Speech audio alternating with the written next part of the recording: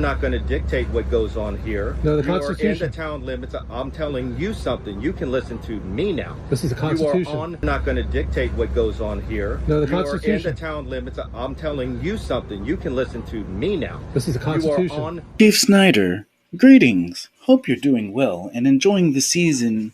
I'm taking the time to write because I wanted to provide my valuable feedback regarding an interaction that I observed when video documentation of the incident was published on December 11th, 2024 on the Honor Your Oath Civil Rights Investigations news channel. It seems that Sergeant Mullins had responded to calls over a citizen who was exercising constitutional rights of freedom of assembly, freedom of speech, and freedom of religion by holding a sign that says, "God bless the homeless vets." I was wondering, what statute makes a peaceful exercise of rights a crime in Lake Placid, Florida? Furthermore, Sergeant Mullins kept saying something about a city ordinance against panhandling, even though the gentleman even turned down a sweet lady who wished to give him a donation. Does Sergeant Mullins usually act upon hearsay in such an irresponsible and reckless manner, even without doing his own research? I always thought you guys should investigate first, before you just show up making assumptions that someone is guilty until proven innocent. I don't even know why Sergeant Mullins had to approach the citizen at all, since there were no crimes afoot, let alone to approach him in such an aggressive and hostile manner.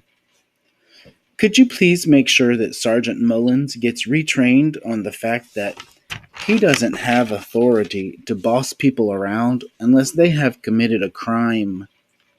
If you serve the people, then you should have a better, more humble attitude, since the community gives you your authority and they are the ones you are supposed to serve and are obligated to. Wouldn't you agree?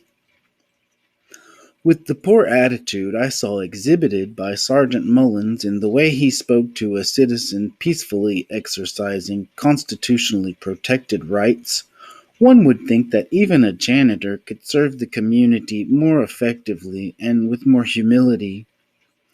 Has law enforcement become the last bastion of unskilled labor, or is it just Lake Placid, Florida?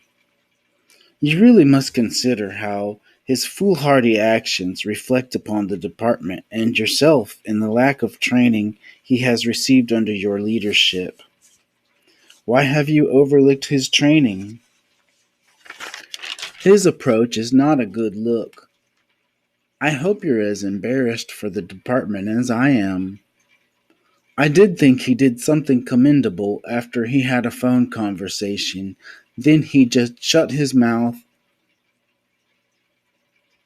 tucked tail and ran, and didn't say a darn thing, because that's what he's supposed to do.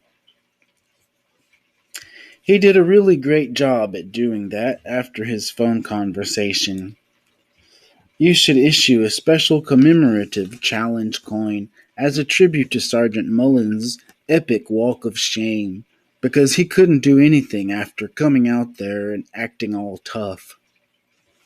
Perhaps if you included it in your policy manual to serve the community who gives you your authority, then Sergeant Mullins would have a better attitude in the future.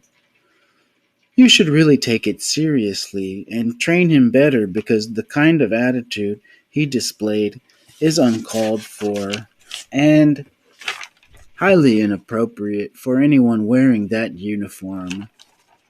Maybe if he could spend more time solving real crimes instead of just harassing citizens who aren't doing anything wrong, then it would be a more efficient use of taxpayer resources. Thanks for your attention into this matter and for your time in reading this today. I hope we can all work together to bridge the gap between law enforcement and communities. Your hard work and community service are much appreciated. Sincerely,